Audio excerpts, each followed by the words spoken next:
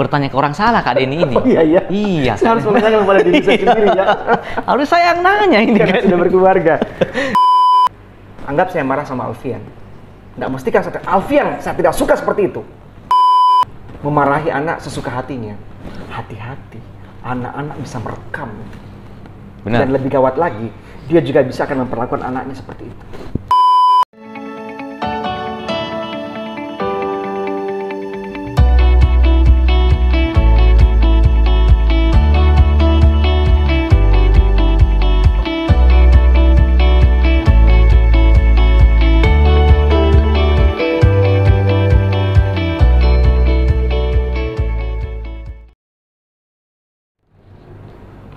Assalamualaikum warahmatullahi wabarakatuh. Salam jumpa kembali sahabat-sahabat DA dimanapun berada. Tentunya masih di 5.0 atau 5.0 Coworking Space Jalan Poros Taman Sudiang Indah nomor 2 Makassar. Saya Rahmat Alfian. Bersama saya Denny Aziz. Tentunya dalam acara atau paket obrolan DA. Dan Kak Den, ini kita balik lagi ke jiwanya DA Public Speaking nih. Ya, namanya saja public speaking. Betul.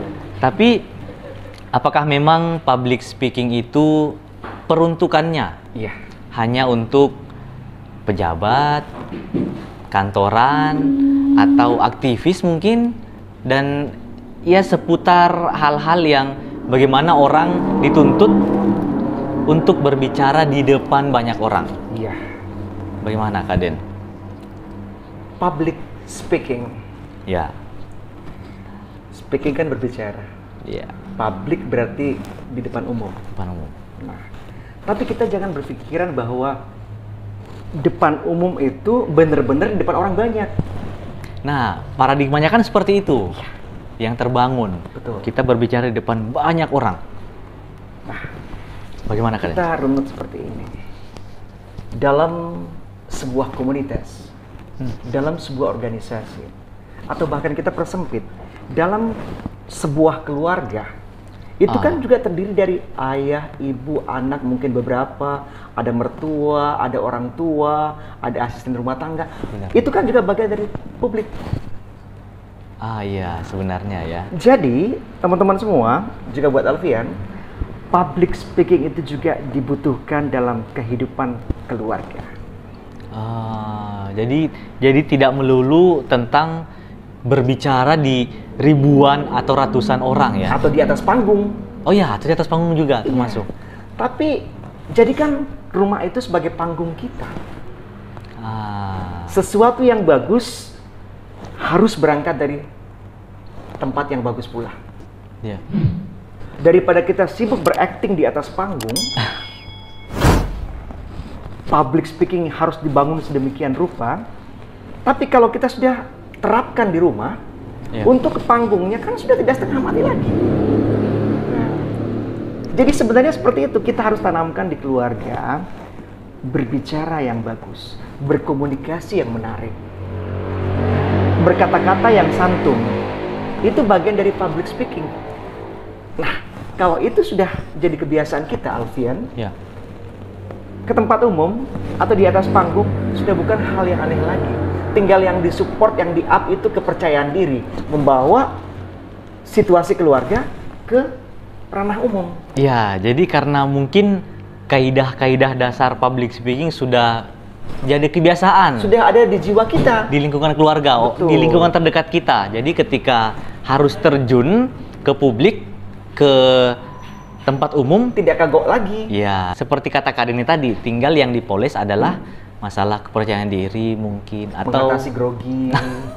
Ya, mengatasi groginya, tinggal ke situ. Iya. Jadi sebenarnya dasar-dasar atau ilmu-ilmu public speaking itu yang kita bawa ke ranah keluarga. Ataukah sebenarnya seharusnya kita harus belajar public speaking dulu di keluarga atau terjun ke tempat umum? Itu yang kedua yang saya maksud. Jadi kita harus terapkan ke keluarga. Suami ngomong ke istri, istri ngomong ke suami, orang tua ngomong ke anak, apalagi anak ngomong ke orang tua. Jika mempergunakan teknik public speaking yang betul, etika komunikasi yang baik, tidak ada pertentangan, tidak ada kesalahpahaman. tidak ada marah-marahan, tidak ada ngambek-ngambekan. Nah, contoh misalnya, banyakan mana sih suami atau istri yang marah duluan ya? Biasa kan? Wah, saya bertanya ke orang salah Kak Denny ini. Oh iya iya. Iya. Saya harus menanyakan kepada diri saya sendiri ya. Harus saya yang nanya ini Karena kan. sudah berkeluarga. Biasanya begini. Ya. Laki-laki kan selalu salah ya di mata perempuan. Anggap iya, ya, Iya, anggap iya. Menurut perempuan. Iya. Menurut perempuan. Nah, Iya. jadi kalau misalnya perempuan ingin marah ke suami, kan anggap kita suami salah ya Iya. di mata perempuan.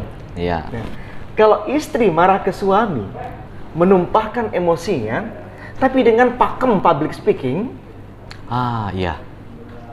kan tidak nyakitin hati. Contoh misalnya Alfian, si istri marah ke suami. Ya. Kalau misalnya marahnya dengan, ya karena kesalahan suami, tidak menyenggol yang lain. Iya. Contoh misalnya, bapak memang salah. Bapak memang seperti ini, seperti bapaknya. Tuh kan? Oh, ini Atau sudah menyinggung yang lain nih. Ya, kamu memang salah deh. Kamu juga seperti kakakmu. Itu kan berarti marah ke suami, atau suami marah ke istri, nyenggol atau main karambol kemana-mana. Ya. Mungkin yang salah itu memahami, menyadari kesalahannya, ikhlas menerima dikatakan salah, tapi tidak ikhlas menerima orang tuanya atau kakaknya dianggap salah. Iya. Jadi poinnya di sini bagaimana memetakan masalah itu. Betul. Jadi ketika misalnya yang salah aja yang dihukum. Iya. Jangan nyenggol kemana-mana lagi. Kamu memang seperti papa kamu, seperti ibu kamu, seperti kakak kamu. Kamu main dari keluarga yang seperti ini. Jangan sekali-kali mengucapkan itu. Mungkin yang dianggap salah itu ikhlas menerima jika dirinya dikatakan salah, tapi tidak akan pernah ikhlas menerima jika keluarganya dibawa-bawa. Loh, saya yang salah kok ibu saya atau orang tua saya dibawa-bawa? Itu bagian dari itu kan? Iya. Berikut, orang tua marah ke anak. Meskipun anak itu adalah milik kita. Ya. Padahal sebenarnya bukan milik kita. Iya. Cuma kita titipan ya. Iya. Tapi kadang-kadang orang tua egois. Pokoknya kamu seperti ini. Memarahi anak sesuka hatinya. Hati-hati. Anak-anak bisa merekam. Benar. Dan lebih gawat lagi, dia juga bisa akan memperlakukan anaknya seperti itu. Benar. Jadi jangan memberikan contoh yang kurang bagus jika tidak ingin anakmu juga melakukan hal yang tidak bagus. Ke anak. Iya. Ke asisten rumah tangga. Iya. Ya, namanya juga asisten rumah tangga, membantu kita. Benar. Ada mungkin hal-hal yang ya kan manusia biasa juga, Alfian. Jangankan asisten rumah tangga, lah kita juga kadang-kadang salah. Iya. Menegur, tegurlah yang bagus. Tegurlah agar asisten rumah tangga itu tidak segera ngambil kopernya untuk keluar dari rumah, menyelesaikan tugas. Nyari asisten rumah tangga sulit loh. Zaman sekarang iya. Zaman sekarang banyak mungkin, tapi yang jujur, yang pakai hati kurang. Iya, itu yang langka sebenarnya. Jadi sebenarnya Wah. jagalah lisanmu. Kenapa orang tua mengatakan jaga mulutmu? Itu sebenarnya bagian dari berpublic speaking lah yang bagus.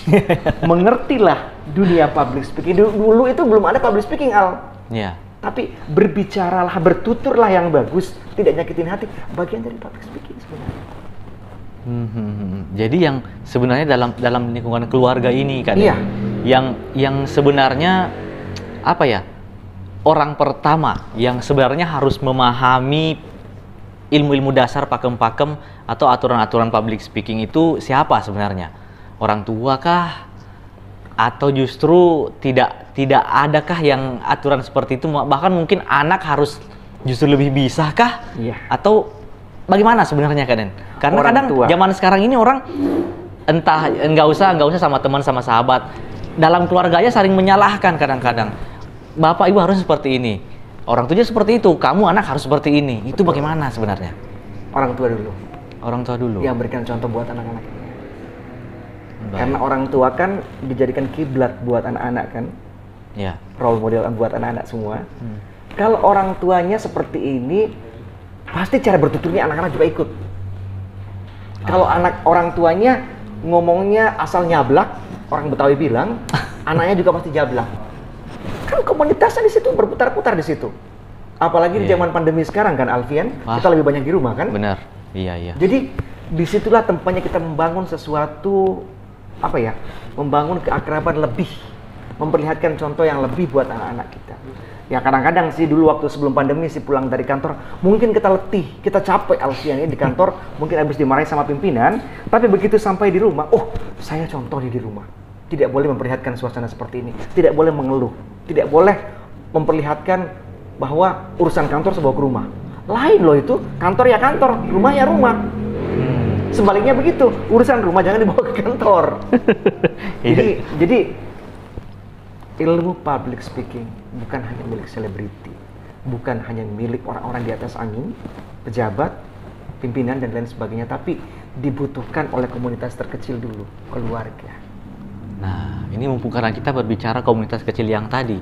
Jadi menurut pandangan Kak ini sebenarnya tantangan untuk kemudian mempraktekkan ilmu public speaking di dalam keluarga dengan di depan publik itu apa?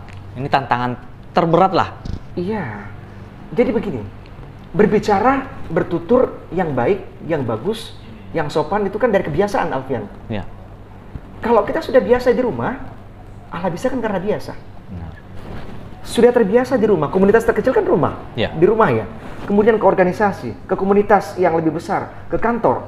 Jika kita sudah terbiasa untuk berkata-kata yang bagus, berkata-kata yang baik, tidak akan sulit untuk mengucapkan kata-kata yang indah di luar sana. Kadang-kadang kan ada orang yang bertanya, Al, kok ada ya kalau orang ngomong di atas panggung, entah itu lagi bawa acara, lagi bawa materi, atau juga presentasi, kok pemilihan katanya bagus-bagus ya? Nah, elegan, tingkat tinggi, yang mungkin karena di rumahnya dia sudah terbiasa untuk berkata-kata seperti itu, memilih diksi yang bagus, memilih kata-kata yang elegan. Kadang-kadang ada orang marah loh, marah tidak mesti harus emosi. Contoh misalnya, kalau anggap saya marah sama Alfian, nggak mesti kan Alfian, saya tidak suka seperti itu, nggak mesti seperti itu, cukup seperti ini misalnya, Al, jangan begitu lagi ya. Saya serta senyum pula. Al, jangan begitu lagi ya.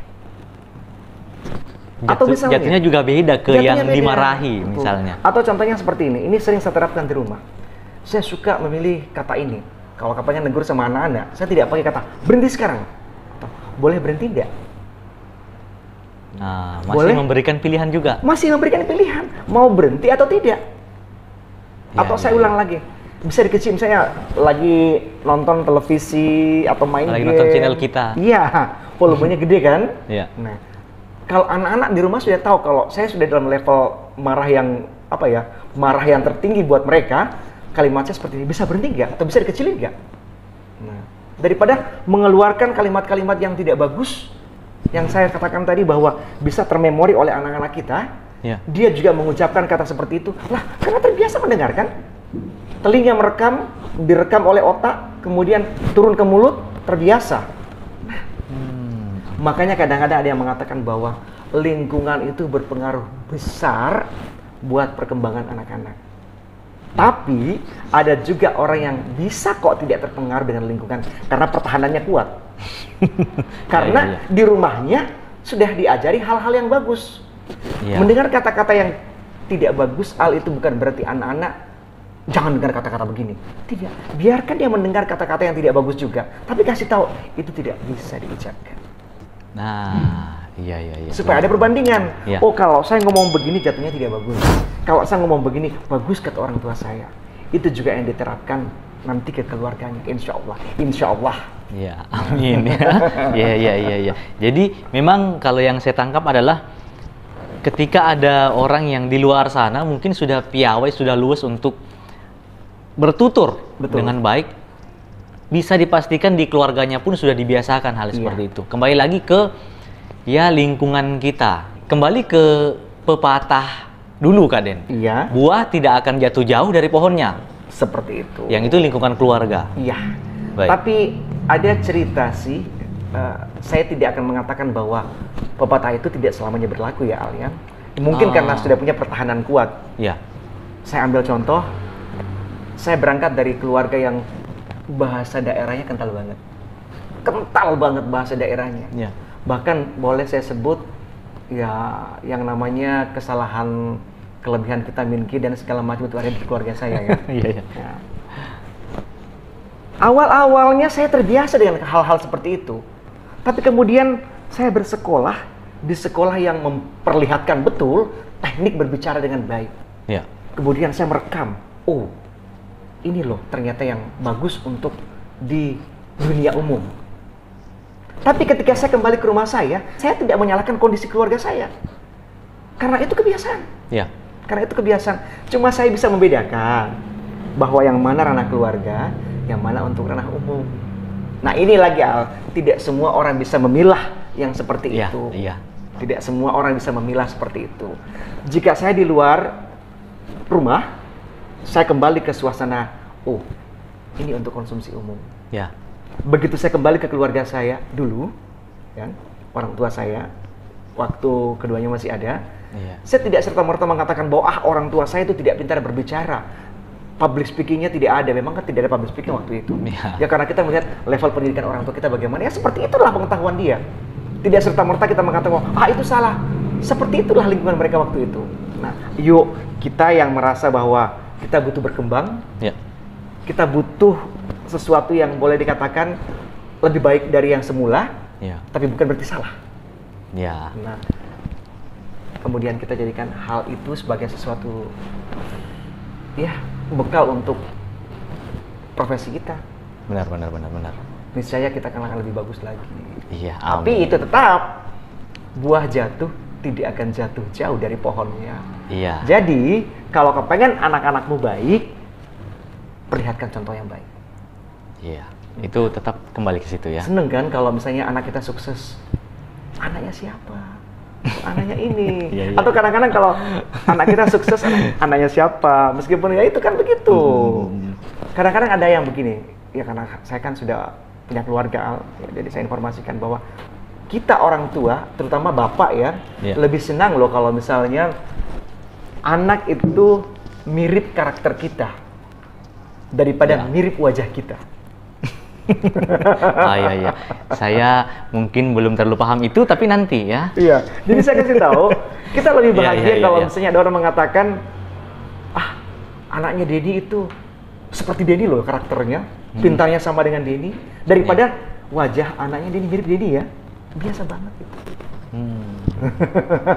Artinya kalau wajah memang kan dari Tuhan kan, cetakannya sama. Tapi kalau karakter, kemampuan, kelebihan, berarti saya berhasil dong. Iya. Di situ titik kepuasannya. Jadi lingkungan keluarga memang lingkungan pertama ya, tapi yang utama tetap dari diri kita. Bagaimana kemudian kita memilah, bagaimana kemudian kita mengeksekusi yang sudah kita dapatkan di keluarga tadi ke publik. Jadi ujungnya kita kasih tahu untuk teman-teman semua, belajar ilmu public speaking bukan hanya untuk di atas panggung, untuk di depan orang banyak, tapi belajarlah public speaking untuk di kehidupan terkecil kita, komunitas terkecil kita, yakni keluarga. Karena keluarga juga butuh public speaking. Keluarga juga butuh mendengar kata-kata yang bagus. Keluarga juga butuh kalimat-kalimat indah. Wah, luar biasa sekali. Sayang sekali kalau kita lanjut, itu kayaknya sudah gong yang tadi ya. Jadi statement penutup juga untuk episode paket obrolan DA kali ini, dan diingatkan kembali untuk sahabat-sahabat DA untuk tetap subscribe, like, komen, dan juga share channel YouTube DA Public Speaking. Dan terima kasih Kak Denny sudah meluangkan waktunya untuk kembali sharing bersama kami semua. Saya pribadi juga dapat ilmu yang banyak untuk episode kali ini, terutama hal-hal yang berhubungan dengan keluarga, komunikasi dengan orang tua, dan juga ya pasangan mungkin ya, adik kakak juga seperti itu. Terima kasih banyak Kak Denny, dan juga terima kasih untuk teman-teman dan juga sahabat-sahabat DA yang sudah menyaksikan. Kita bertemu lagi di episode DA Public Speaking berikutnya dalam paket obrolan DA. Saya Rahmat Alfian dan saya Denny Aziz. Belajar bersama, cerdas bersama. Bisa dipastikan di keluarganya pun sudah dibiasakan hal seperti itu. Kembali lagi ke ya lingkungan kita, atau mungkin ya buah jauh tidak jatuh dari pohonnya. Buah jauh tidak jatuh dari pohonnya. Buah jauh tidak jatuh dari pohonnya. Salah. Buah jauh tidak jatuh dari pohonnya. Iya kah? Nggak, sampai malam yang tadi itu. Berarti kembali lagi ke pepatah, buah jatuh tidak jauh dari Buah akan apakah? buah tidak akan jatuh jauh dari Oh iya, pohonnya. buah tidak. Ini bukan itu. Oh iya.